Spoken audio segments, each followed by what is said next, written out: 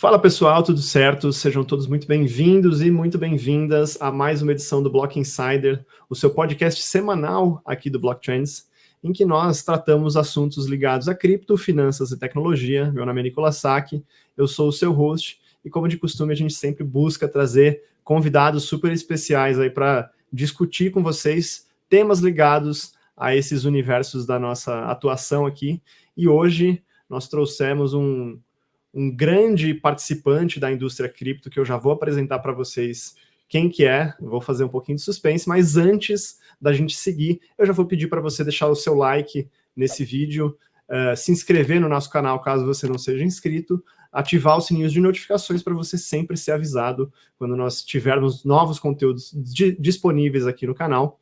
E lembrando também que esse conteúdo é um conteúdo patrocinado pela Bybit, que é a melhor plataforma para você comprar, vender, negociar e fazer tudo com os seus criptoativos e tudo ligado ao Web3. Então, se você ainda não tem conta, a gente vai deixar aqui o QR Code na tela e também vai deixar um link na descrição para que você possa criar sua conta e ser elegível a receber um bônus aí de até $100 para a sua primeira negociação e seu primeiro depósito, tá? Mas vamos então ao que interessa. Tenho aqui comigo Leonardo Rubinstein e também o Charles. Nós estamos aqui, o Charles é francês, né? Nós vamos conduzir essa conversa em inglês.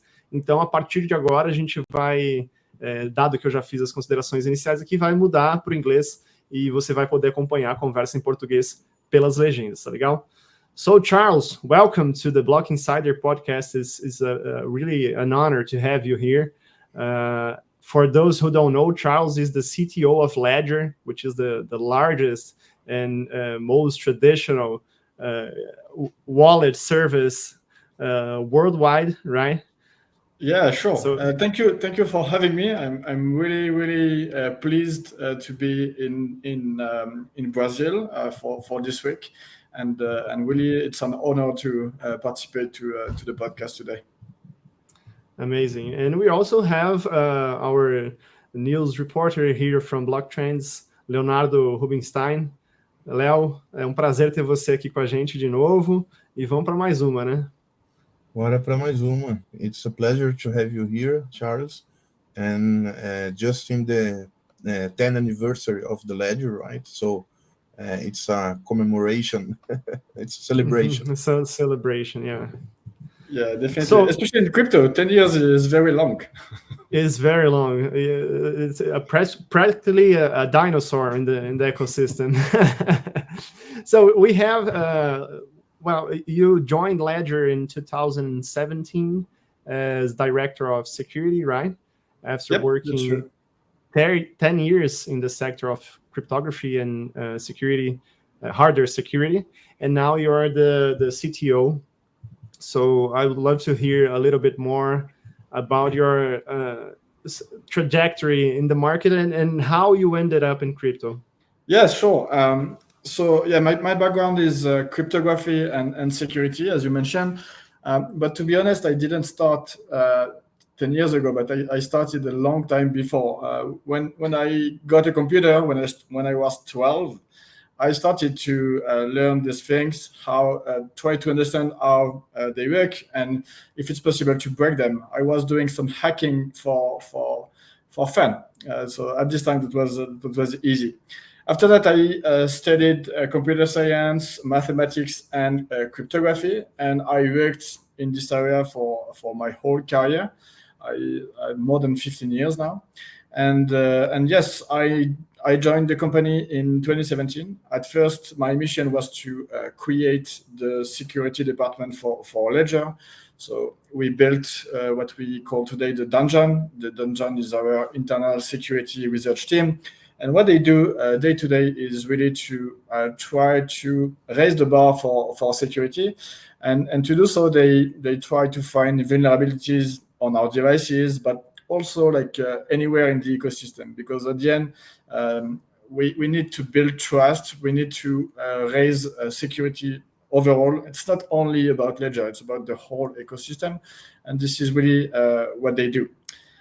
So I was in charge of security for 18 months, something like this. And in 2019, Pascal, our CEO, asked me to take the lead over the engineering team on top of my security activities, and this is when I became CTO. So now I'm in charge of everything related to technology, engineering, infrastructure, architecture, security as well. So everything tech is in my team, and when I joined the company, the company was around like 45 people, and today I think we are almost 600, a little less than 600, and half of it is in tech, so around 250, maybe 300 engineers in the team. So a pretty big boat now. For my background in crypto, I have a fun story about that. I discovered Bitcoin in 2011, so that was a long time ago. And at this time, a friend of mine was mining with his own computer. At this time, it was possible to mine blocks using your laptop. So he was doing this, and he was talking about Bitcoin like every day. So I decided to have a look at this Bitcoin thing. And I studied the cryptography, the technology, the decentralized consensus, double spending problem, like everything tech. I was really deep in this, and I thought that was like an amazing technology, but I didn't get it. I was like, oh man, your thing won't get anywhere. Like there was no way this thing will be adopted. So now it's fun to remember this. What year was that? That was in 2011. 2011. Wow. Yeah, I think Bitcoin was like $5 maybe. I don't exactly know, but that was really, really small. Not a lot of adoption at this time. And my friend was mining with his own computer, and he never sold his Bitcoin. So now he has a bunch of them. So lucky him. So in 2017, when I joined Ledger, he asked me if I finally understood why Bitcoin was special, and I think I started to really understand the power of Bitcoin and blockchain technology when I joined Ledger. The technology part, I got it really quickly, even in 2011. But what it provides for user, the fact that you can really own your value, it's totally permissionless. You don't have to ask the permission to anyone to own your value and to spend it. This is pretty powerful. When you think about it, this is simply that doesn't really exist today. It doesn't exist for your money. When you use your money, you ask the permission to your bank to use your money. When it comes to your data, if you use Google Photos and you want to share your photos, you ask the permission to Google to share your photos to your friend. When you think about it, it doesn't really make sense. And I think this is really what is powerful in blockchain technology. You give back the power to the user, who will decide what to do with his money, with his value, with his data, with his identity. And the number of use cases is really big. And the technology is pretty efficient. Now we can see with DeFi, we can replace a big bunch of traditional finance just with some smart contract running on chain. So it's very powerful, and I feel we are still at the very beginning.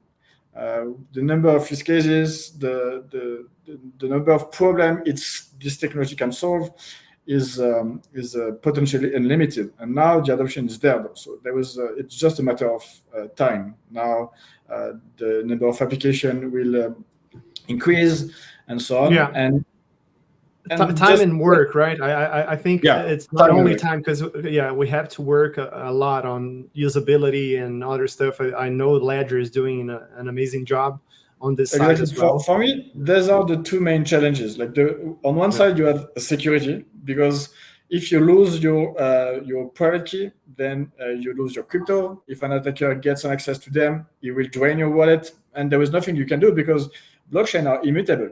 You can't go to your bank and say, that was not me, can you reverse this transaction? This is not possible with blockchain. So security is really important.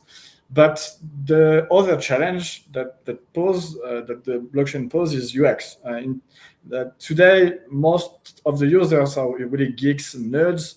and we are not afraid of playing with this hexadecimal string or with 24 words for the backup.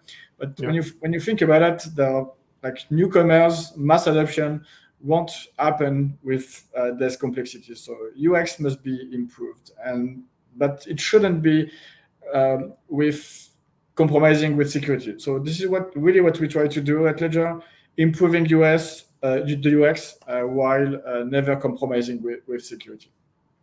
Yeah. Just one point here, Leo. Before we begin talking about Ledger, first of all, you're not the stereotype of the cryptographer people have in their mind.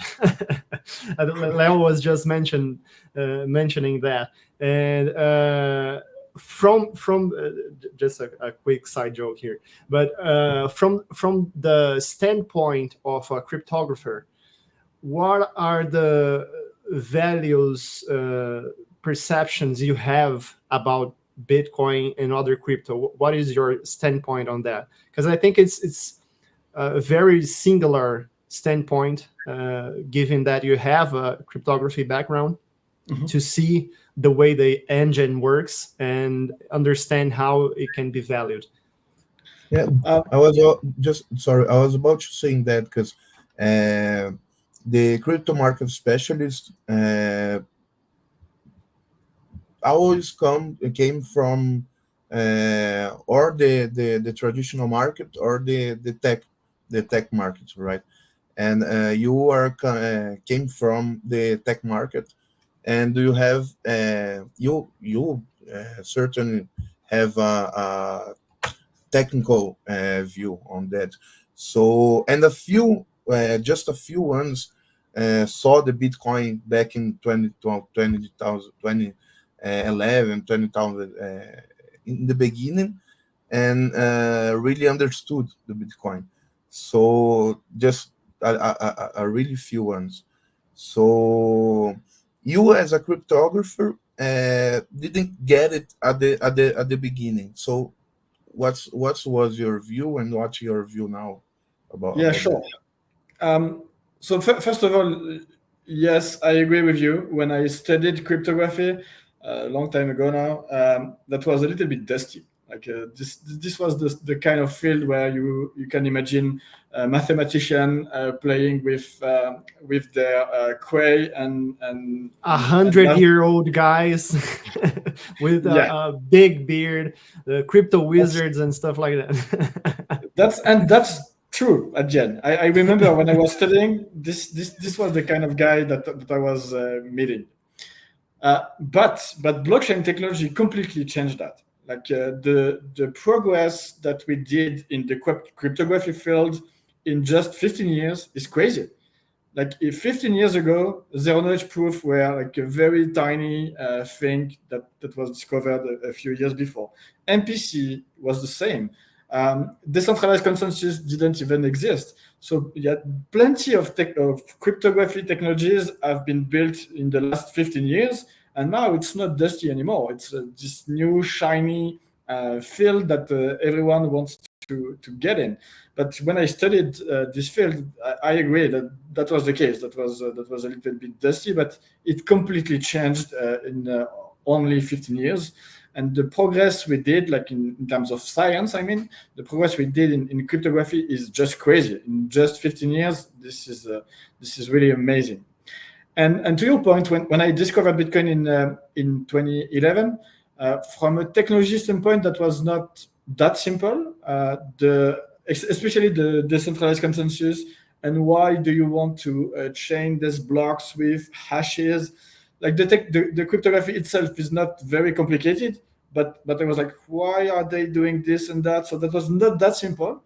At the end, I was able to understand the Bitcoin technology, and that was not so complex. But what I didn't understand at all at this time was the economic behind this. Why would we want to have a different monetary policy? By the way, what is a monetary policy? How does it matter, and so on?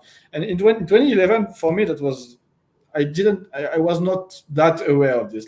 Especially in France, when you study, the financial background is not big in your study. So you do engineer career, and you study for years and years. And at the end of your study, you don't know much about finance and economy in France. I don't know how it is in Brazil, but I was not that aware of this. So what Bitcoin and blockchain technology allowed me was to get interested in the economical side of things, financial side of things. That was something that was completely dark and blurry for me before. But now I know what is monetary policy, how it works, what's the impact of printing money. All of this, I started to understand these things thanks to Bitcoin technology and blockchain technology in general. And Bitcoin is pretty simple if you compare with the different tools we have today. And today, I have to admit that some projects are crazy complex in terms of cryptography and technology. And all these things were simply not possible 15 years ago because the science was not there yet.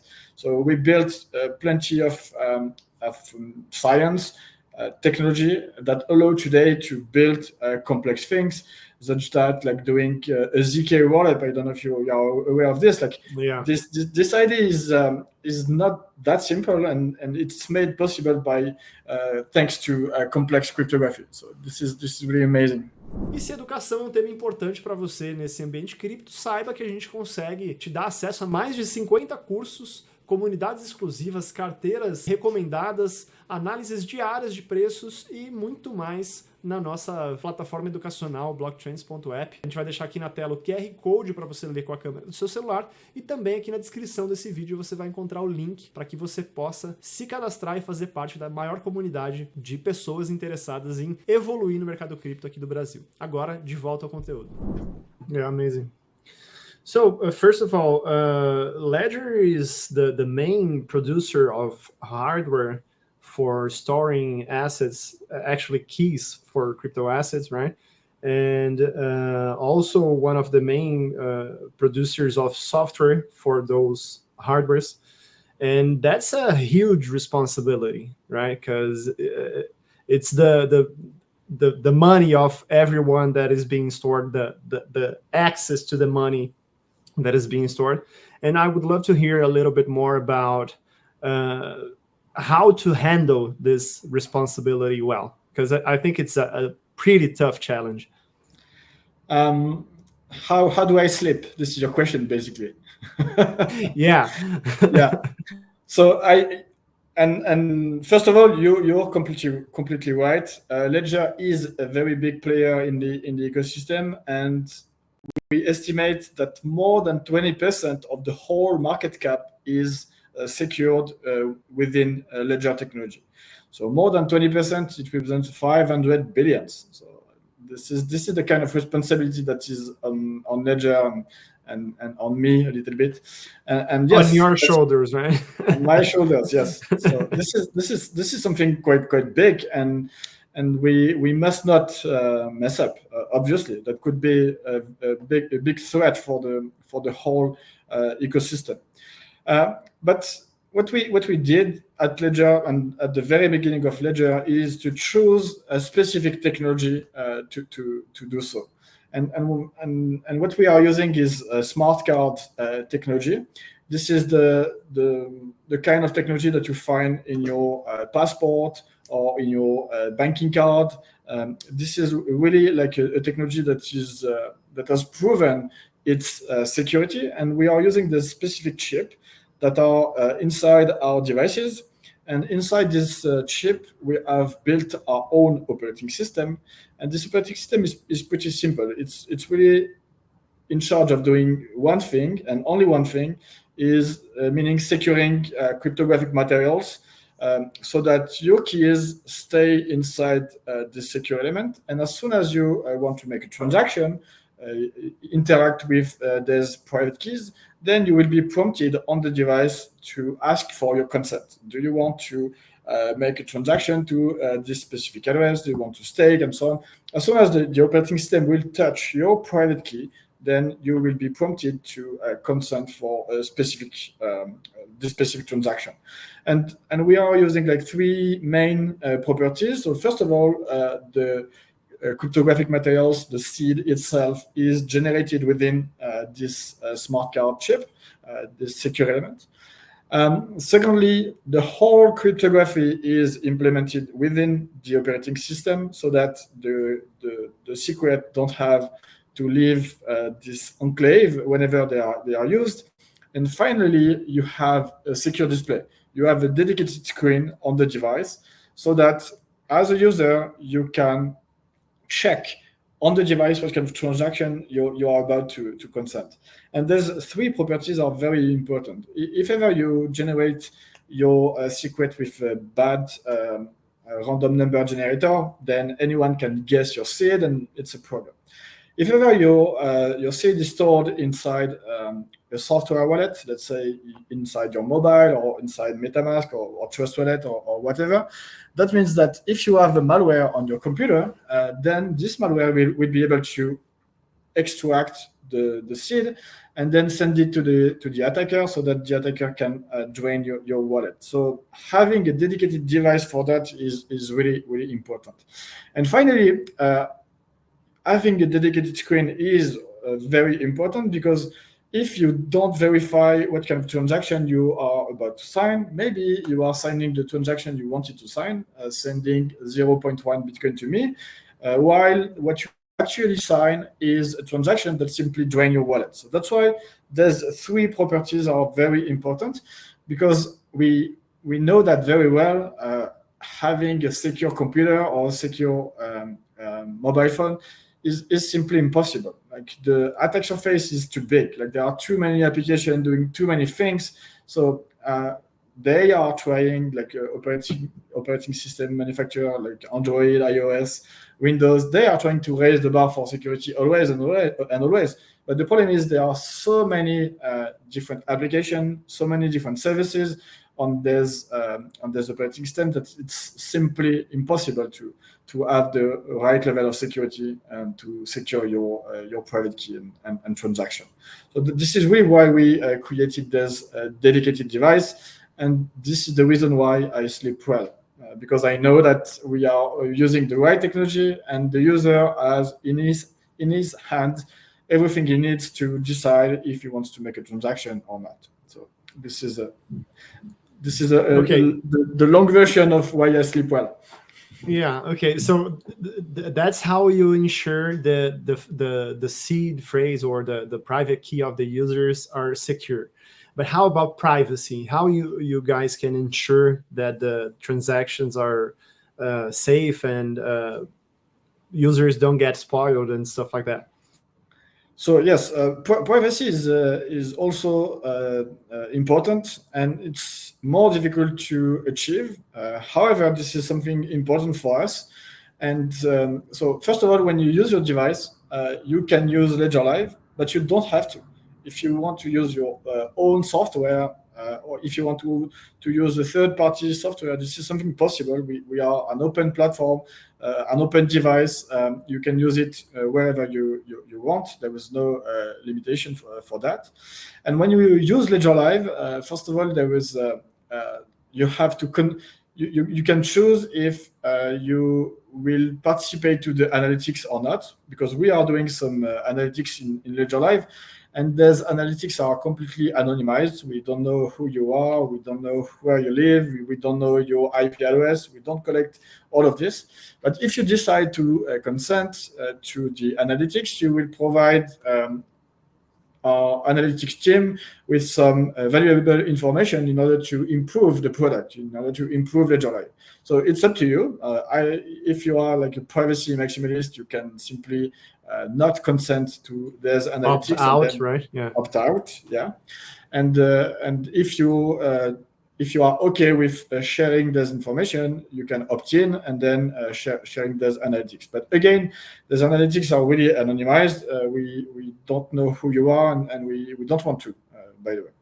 And also, when you use Ledger Live, you have to hit our backend, because otherwise you wouldn't know list of transactions, your balance, and so on. So when I said we are securing more than 20% of the whole market cap, this is how we do it, because all the Ledger users that are using Ledger Live, they hit our backend, and we can see the whole balance of the whole users. But again, this is not something which is individual. All of this is anonymized, and by the way, it's on the blockchain.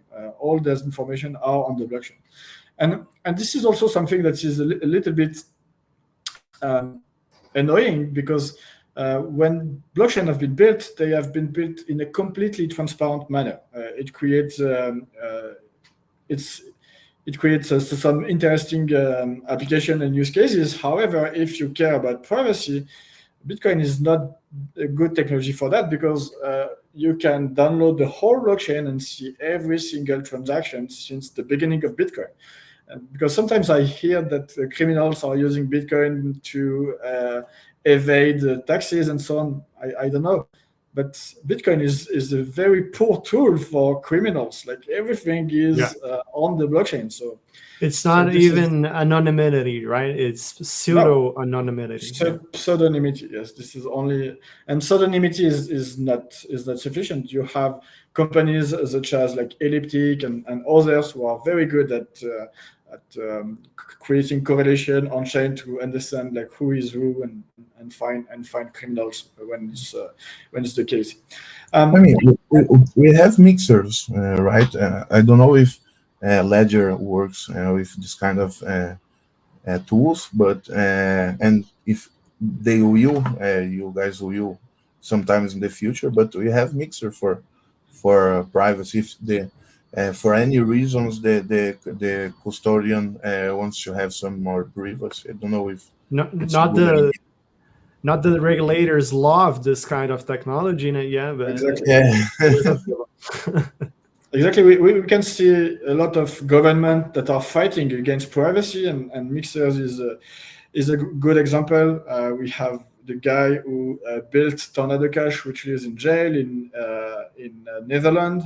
We have the guy who built Samurai Wallet, which is a mixer for Bitcoin, and I think they are in jail also. So yes, regulators are not keen on privacy. They really like having the whole ledger, the whole blockchain, which is like completely transparent and public. Maybe one additional comment: we have recently released a new technology, a new protocol that is called Ledger Keyring Protocol. And let me guide you a little bit into enhance privacy. Let me guide you a little bit to explain how it works.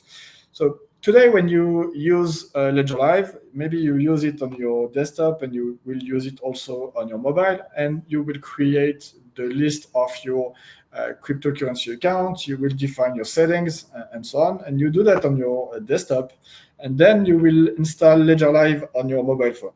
And if you do so, in order to have like the same view that you have on your desktop, you would have to recreate the list of accounts, recreate your settings, and all of this. So it's a little bit cumbersome, because these two things do not communicate each other.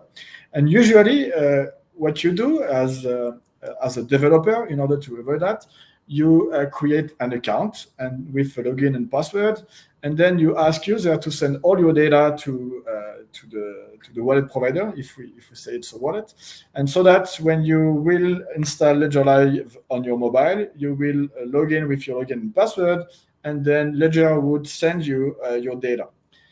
And we didn't want to do that. Because we don't want to have your data. So what we did is to create Ledger Keyring Protocol. And the idea behind this is to create the same type of experience while Ledger does not have an access to your data. This is how it works. Let me explain briefly. So you have your Ledger Live on your desktop with your device. Either it is a Nano S Plus, a Nano X, a Flex, a Stax, whatsoever. And then with this device, you will create plenty of encryption keys that will be shared with your Ledger Live. And then your Ledger Live will encrypt your database, the database containing the list of your transaction, the list of your account, your different settings, all of this that is that makes your live yours. And all of this will be encrypted in this database. And with your device, you will say, I'd like to share, to synchronize my mobile phone with my desktop live application. And to do so, what will be done is that the Ledger device will share one encryption key to the mobile phone, and so that the two versions of Ledger Live, the desktop on one hand and the mobile on the other hand, will share the same encryption key, so that the database that is encrypted can be read by the two instances of Ledger Live. This is what we call Ledger Sync. So again, this is a very simple feature, like you are used to that feature on every single service that you use. But usually, when you use the services, what you do is simply giving away all your data to the services, so that when you connect to the service on another device, on another mobile or desktop, what you do is retrieving your data that is stored to the third party. So we built the same feature, which is a simple feature, but in a completely self-sovereign manner in order to protect users' privacy. So this is called Ledger Keyring Protocol for the technology itself, and the feature is called Ledger Sync. And with this protocol, we can build plenty of other applications. For instance, I mentioned it at the beginning. If tomorrow we want to build Google Photos without Google, we can use this protocol. The protocol will encrypt your photos one by one. You also have the notion of group keys to encrypt a folder. You can also revoke keys so that you can rotate and remove access to specific photos. And then you could send all those encrypted photos on some servers. It doesn't really matter because everything is encrypted. And then when you want to share photos, instead of asking Google to share your data to your friend, what you do is simply sharing your encryption key that you own with your friend, so that he can access to your photos. So this is what this technology unlock. So for now, we only built Ledger Sync, which is very Ledger specific. But tomorrow, anyone can build on top of it, and a Google photo without Google self-sovereign is a possible use case. That's amazing. That's amazing for privacy. And is that going to be a plug-and-play solution for any type of software? So for now, we have created the protocol, we have a white paper and so on. We have integrated it in Ledger Live, and we are building the SDK so that it's as plug and play, as you say, as possible for developers. Amazing. It's not there yet, but in the coming months, we will have the SDK. Congratulations for that. You said earlier that besides the security, the UX, it's a huge problem, and you guys are doing a really excellent job at both of the subjects in Ledger. But I want to know if you do think these two features in custodian, crypto custodian, it's opposites of each other, right? Because if I want to have more a good UX, I have to let go some security.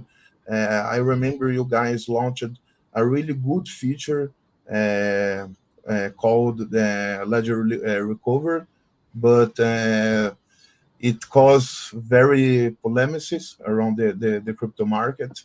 But it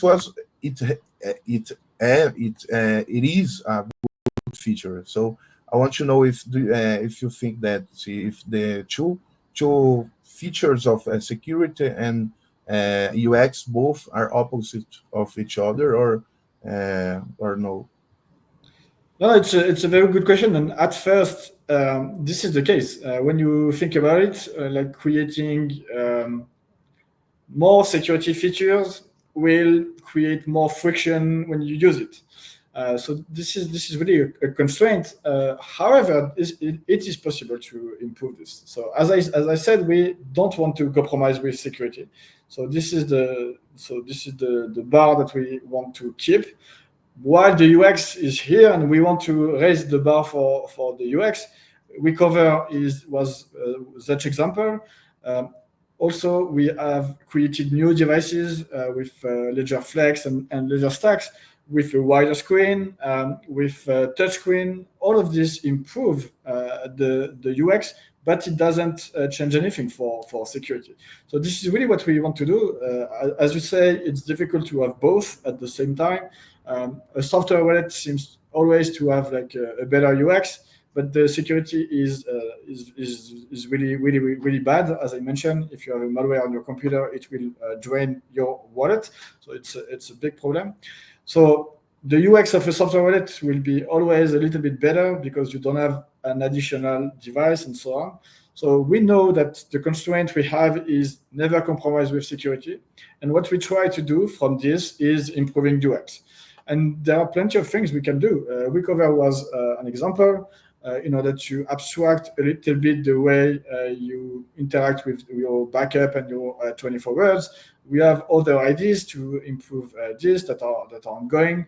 Also, when you interact with your device, there's hexadecimal addresses for nerds, for geeks as us.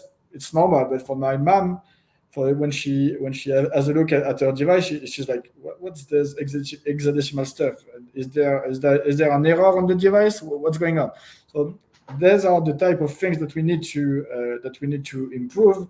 And this is, as you said, it can be the opposite direction of security. But if you work properly, you can have both at the end. You can have security and good UX. And this is really what we try to do. It's not easy. I agree. But I think the most difficult part is to have a high level of security. It's not to have a good UX. The most difficult part is to have a high level of security. And as soon as you have this, then you can raise the bar for UX and create smooth experiences. And this is what we try to do. Great. Charles, still in this subject, you know, and we know as well that critics always say that custody is one of the main pain points of crypto adoption. And when it comes to mass adoption of crypto assets, I know that not every single user are going to do self-custody, right? Because it's not always complicated. It's not always simple. It's sometimes complicated, and people don't want this kind of responsibility. Most of them just want an institution to hold their assets and, I don't know, safeguard them.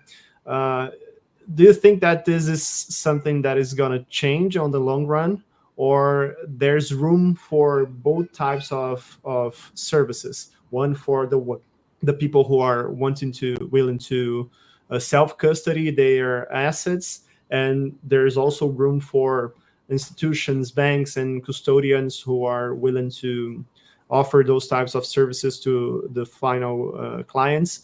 And also if Ledger is doing something related to institutional custody as well. So it's a very good question, and I will say something very simple. If not self-custody, why crypto? What's the point? The point would be only speculation. Okay, yes, you can speculate on Bitcoin value, but this is not the important part. The revolution is the permissionless aspect. You don't have to ask the permission to anyone to own your value. This is very powerful. No one can censor your transaction. You want to send a transaction to this specific person, it will get through because you have a decentralized consensus. Those two things are really the core intrinsic value of crypto. If you remove it, yes, you can speculate on Bitcoin. There is no problem with that. But this is not the real value, the real intrinsic value of crypto. Self-custody and decentralized consensus make these crypto assets permissionless. And for me, this is the biggest value proposition for crypto. So yes, we will continue to see people speculating on Bitcoin value with custodian and so on, but they are not in crypto. They are just speculating on something. And secondly, when you speculate on Bitcoin value with I don't know, maybe you are using a Revolut app or a Nubank app. I know this is a Brazilian one where you can buy crypto. Okay, you will buy crypto, you will speculate on crypto, but when it comes to using it, you can't. You can't go on the blockchain and interact with DeFi protocol or prove your identity, because crypto and blockchain is far more than only speculation. You can use it. You can use your asset to do different things. You can prove your identity. You can own your data with keying protocol. All of this is what crypto is about. It's about giving the power back to the user. So if the user don't want this power, okay, they can speculate on Bitcoin value, but this is not what crypto is about. I think just complement, just adding what Nicolas said and what you said just now. I think it's funny because I saw an interview of Michael Saylor. It was, I think, yesterday, and he said that only the only the crypto anarchists, paranoics was doing the custodian of Bitcoin, and I think it has so much more reasons to how self-custody your Bitcoin, your crypto, like you just said now. So I think it's an interest point, what you just said. And the Bitcoin Maxi community was completely pissed off against Michael Saylor, because he used to say different things, but Michael Saylor is simply shilling his bags. What he says is just invest in MicroStrategy, and because we all Bitcoin for you and so on, and this is great and so on. Okay, he did a very good job at promoting his company, promoting Bitcoin, and getting very rich because of this. So we can't say anything different, but it's not what Bitcoin is about. Again, Bitcoin is about hedging yourself against third party that you can't potentially trust. And this is pretty big and powerful. And if you think you are hedging yourself against third party by investing in MicroStrategy, maybe you are wrong. Opa, peraí, mas deixa eu te lembrar, antes da gente continuar, que esse vídeo aqui é patrocinado pela Bybit, que é a melhor plataforma para você negociar os seus criptoativos e também interagir com aplicativos da Web3. Se você ainda não tem conta, a gente vai deixar aqui na tela um QR Code para você ler com a câmera do seu celular, ou um link na descrição também, para que você possa criar sua conta e ser elegível a um bônus de até R$120 na forma de tokens BRZ. Não perde tempo, corre lá, cria sua conta e agora a gente volta para o conteúdo. Great, so I was just saying that investing in crypto for speculation or anything else to have a part of your portfolio exposed to this innovation it's something. But I think just like you said, crypto for investment is just scratching the surface of everything that this market has to offer, right? So there's so much more than that. And I think it's okay for people to join the markets by investing in it and having some exposure. It's fine, but it's important also for us as educators to show them that there's so much more that can be done, so much more in business models and innovations and credit and everything related to finance that it was very hard to do before crypto. And with this technology and smart contracts, it opens up a lot of new possibilities and actually a new horizon, right? Yeah, totally. When you think about it, with like quite simple smart contract, you can simply replace a whole field of traditional finance. You have to pay the fees on chain, so it's not free. I agree. But you don't have to pay like 1,000 of JP Morgan or I don't know which bank of employees and so on. all these banks are simply replaced by the technology because you don't need them anymore. You can have a loan directly on Aave just by signing a transaction and executing on chain. You don't need to have like 1,000 bankers to decide if you can take this loan or not. This is simply replaced by the blockchain. I think that is true for most of the high-tech users, just like you, me, and other people. But how about those, moms and pops and my grandpa, your grandma, that have no knowledge of technology at all? How can we help them join this new horizon? Yes, it's a good one. And for me, there are two main answers to that. The first one is education.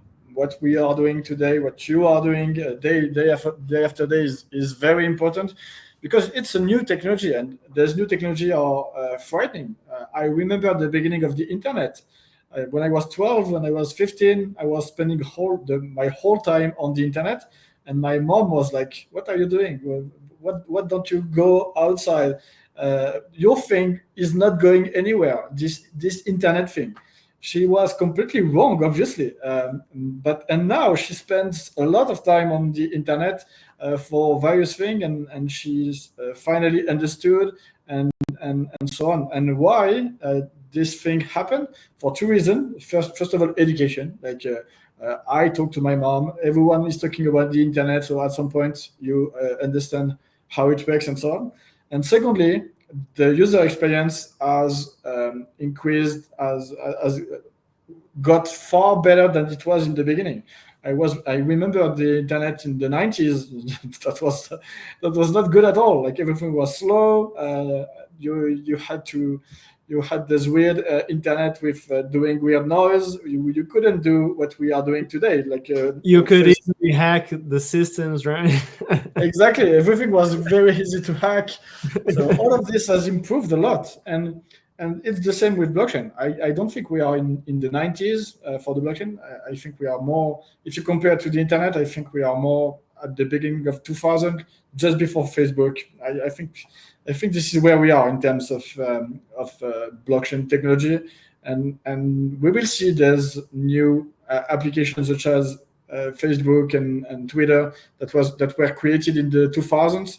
I'm not sure that will be social media. This is not what I say. I'm just saying that we will have big applications that make everything more simple and more obvious for everyone that blockchain technology is the future. Exactly as it happened with social media in the beginning of 2000. I think we are at this pivoting point where the UX becomes really smoother, and the application becomes more and more mainstream, and this is where we are. In a couple of years, that will start to be obvious for everyone. So I know that you're in São Paulo. You're going to have a couple of beers tomorrow for the 10th anniversary of Ledger. But I want to know how are you like in Brazil in terms of educational, right? Okay, it's a beautiful country. I want to visit France someday. But how are you? What are your impressions of Brazil? Where do you think we are at in the crypto adoption? Did you have time to saw anything like that or? And Yeah, before you answer that, I would like to add, what are your tips and suggestions for the crypto ecosystem participants here in Brazil? Yeah, sure. So first of all, Brazil is a big country. I think it's more than 200 million inhabitants. So it's a big country in terms of number of people. It's a big country in terms of geography. Also, I guess there are different communities in the countries and so on. From what I understand, the crypto adoption is already high in Brazil compared to different countries. I think it's more than 20% of people who have touched crypto in a way or another. Also, I think you have a specific like financial situation in Brazil with high inflation and so on, and then having access to blockchain solve different problems that we don't potentially have in Europe or in the US. So when you want to hedge against inflation and maybe you want to hedge against real inflation with US dollar, for instance, buying US dollar on chain is very easy, and you can even get yield from these dollars. And I don't know how it works in Brazil, if it's easy to buy T-bond, US T-bond in Brazil, but for instance in France it's really complicated, and doing it on chain is really more is really easier. I've been in Argentina, and I know that there are two different countries with different problems, and in Argentina the inflation problem is huge, and for them like crypto is obvious because they have so many problems for sparing money. They have problems to get loans and so on. So I think when you are in that situation, crypto is just obvious because it's a hedge against inflation. You can obviously invest into USD just as I said, because you have a very simple access to it. You can bet on Bitcoin. I don't give investment advice, but I think Bitcoin is going to the moon. It's pretty obvious for me. Limited supply, store of value. It's gold 2.0. There is no doubt for this for me. So I can see that different countries, different situation. In France, this is pretty different. In Europe, it's pretty different. People are saying blockchain, crypto, such as like a speculation thing, because people are trusting the government, kind of. People are trusting banks, kind of. So it's less obvious than it is in other countries, such as Argentina that I mentioned, and I think this is a bit also the case in Brazil. I don't know how much you trust banks and government, but as soon as you have a doubt, blockchain crypto is huge. And my advice is for Brazilian people who get interested in crypto. The first one is do your own research. Again, this is a new thing.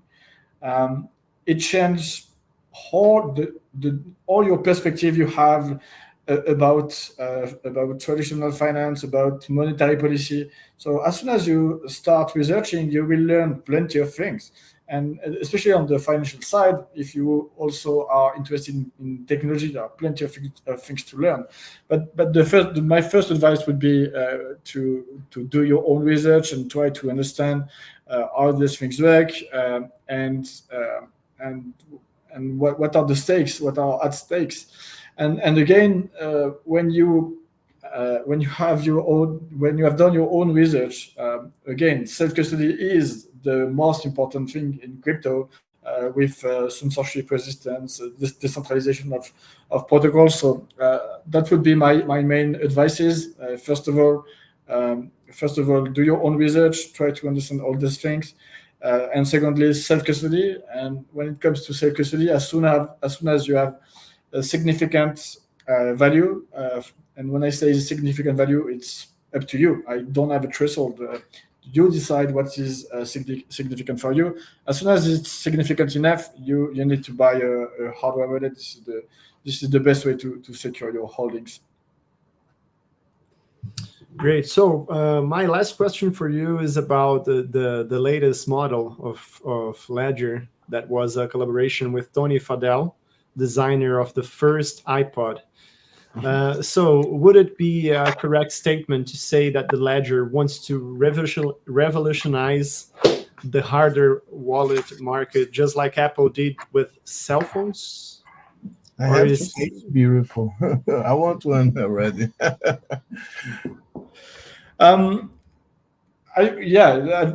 The short answer is yes. We are in a new field. Everything must be built, and there are plenty of ideas that must be implemented.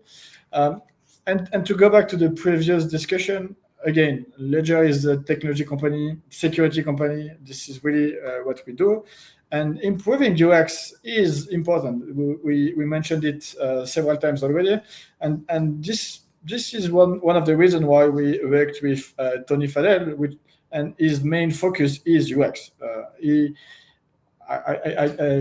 I don't think he will be mad at me if I say this, but he's not a security expert, obviously. He is a design expert. He is good at doing nice things that for which the user experience is great, and so on. And this was really the discussion we had together.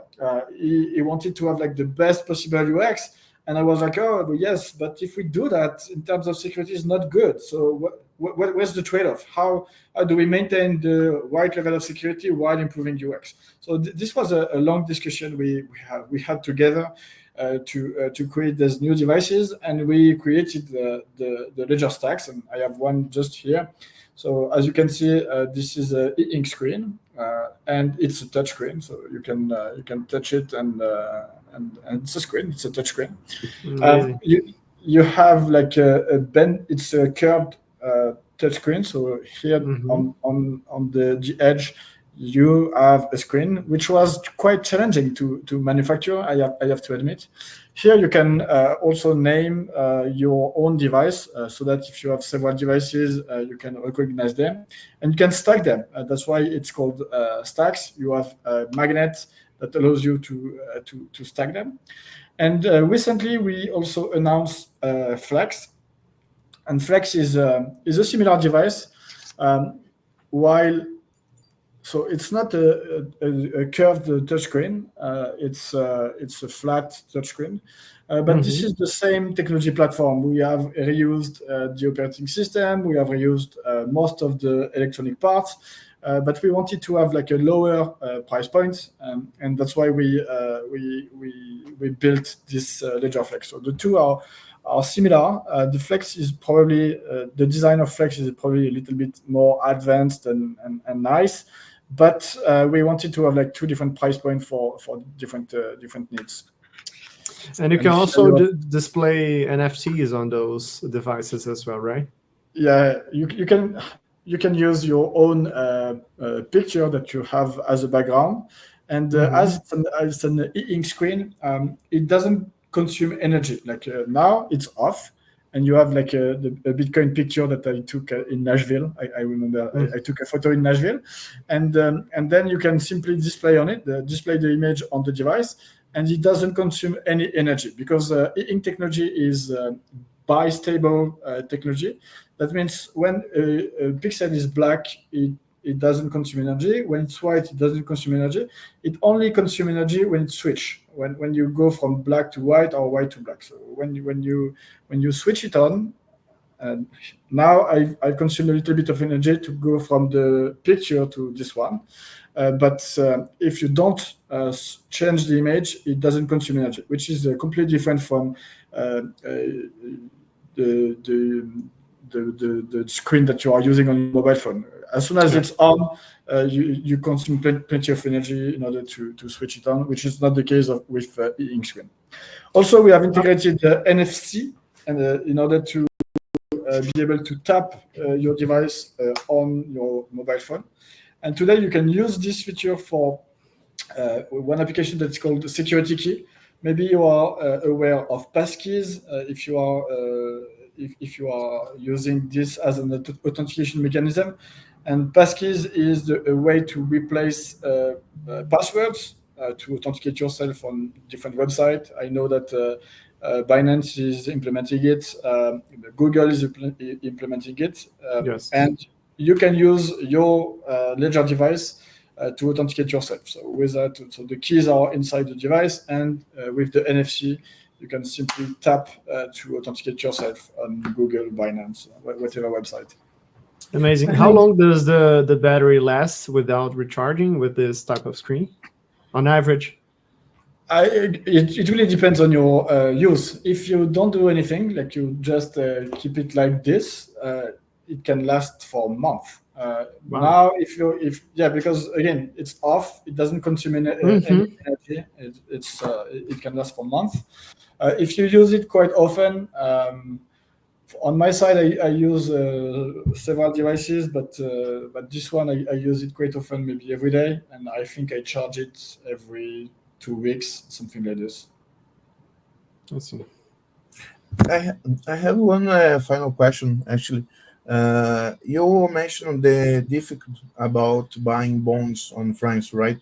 And you also said that would be much more easier if it was via blockchain.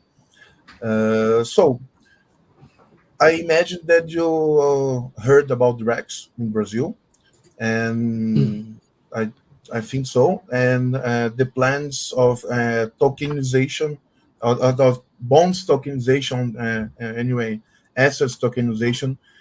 Ledger are looking to Drex in the custody way. Do you guys have plans to, I don't know, enter in these markets for offering Drex wallets for Brazilians? I don't know. So if I correct, the Drex is the CBDC project that you have here in Brazil. Okay, so Yes, I was not sure about the name. Okay.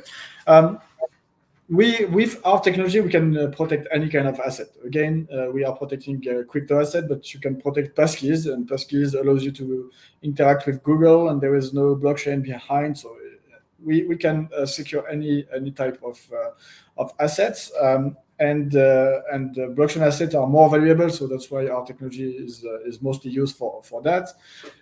For CBDC, so we didn't discuss with the Brazil government, to my knowledge. So I'm not sure, but I think we didn't discuss with them. But this is something that could be completely possible for users on one side to secure their assets, but also for the government, for a financial institution. Because Ledger is very well known for the retail value proposition, the hardware wallet, but we also have value proposition for B2B, for financial institution and enterprise that manage crypto assets, and this is called Ledger Enterprise Services, and the main product is Ledger Vault, and this is again a technology solution that enables these institutions to manage their crypto assets. And the main difference is that so we are using secure hardware and all of this. The main difference is that they want to implement governance. They want to avoid a situation where someone at the government has an access to the whole money of everyone. They want to avoid this, obviously. And in order to avoid this, what they will create is a governance framework saying, okay, in order to there's this list of people that can access to this specific account. If they want to make a transaction to the specific address, they can, because it's whitelist. If they want to do a transaction to another address, maybe they will need to gather 3 approvals out of 5, and one of them must be the Ministry of Finance, or I don't know. So all of this is possible to be implemented within Ledger Vault. So again, we are leveraging the same security technology, but we have added this governance layer on top of it. And finally, a personal opinion about CBDC. Again, blockchain technology is great and so on. However, the way you are using the technology is equally important. Hammer are great to plant nails, but if you are hitting your friend with it, it's not a good technology. And CBDC and blockchain is something similar. It's a great technology, but we really need to avoid using this technology to spy on users, to prevent them with using their assets and so on. So there are risks associated to this technology, and we need to be cautious and to make sure that government do not take bad decision around this.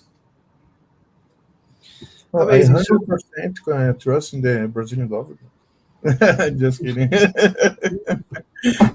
I'm just kidding. Yeah, but actually, the Brazilian central bank is very dedicated in trying to maintain the privacy of the transactions, and actually, it's looking for avoid control where it can, but I'm aware that there is a risk, and as a citizen, we have to stay alert to make sure that we avoid those types of situations where the government can control your financial life. But it's nice to hear that Ledger has this institutional side solution as well. And actually, if you are watching us here and believes that you need an institutional solution, you can call Charles, and I'm sure he's going to be happy to help you. Yeah, sure. I think it's the basic don't trust, verify, right? It's great to have solution. Ledger is at least I think I'm 190% it is open source. Some features I can look it up, so it's verifying. It's a nice habit to have in the crypto space. So congratulations, you guys, for doing that, and it was what I wanted to say. Thank you for that. Thank you, Charles. It's good. It was amazing to having you here. Unfortunately, we are out of time. So thank you for all the information you brought us. Thank you for sharing your knowledge. And I hope this is the first of many interactions we have with Ledger, not only on the content side, but also in the educational side as well. So thank you very much. Do you have any final remarks you would like to make? No. Thank you for having me. I agree that education is very important. Do your own research. Try to understand how these things work, and don't invest on the first project that seems to pump, because you might lose some money. When it's too beautiful to be true, maybe it's not true. Simply, so stay safe and stay alert. And again, like self-custody is important. Let's give back the power to the user. This is what we are committed to do. Amazing. So I will switch back to Portuguese to make my final remarks, okay? Cool. Bom, pessoal, tivemos aí uma conversa excelente com o Charles, como vocês puderam ver, vários insights bacanas, falando um pouco sobre custódia, sobre as crenças dele como indivíduo sobre autocustódia e custódia com terceiros, né? Acho que foi um papo bem bacana, bem proveitoso. É uma pessoa que faz parte de uma das principais empresas da indústria, então, se você deixou o like, eu te agradeço muito, e se você não deixou, amassa esse botão de like aí, porque isso é muito importante para nós. Valoriza o conteúdo que a gente traz para vocês também. Se inscreve no canal, não esqueça de ativar o sino de notificações, e a gente vai ficando por aqui e se fala de novo na semana que vem, na próxima edição do BlockInsider Podcast. Ficamos por aqui, Léo, algum último comentário? Não, só agradecer, relembrar de deixar o like, que a gente já trouxe diversas figuras aí importantíssimas do mercado cripto. Então, para esse conteúdo atingir mais gente, a gente continuar trazendo cada vez mais pessoas, inscreva-se, deixa o like, fortalece aí. E acho que é isso. Valeu, então, pessoal.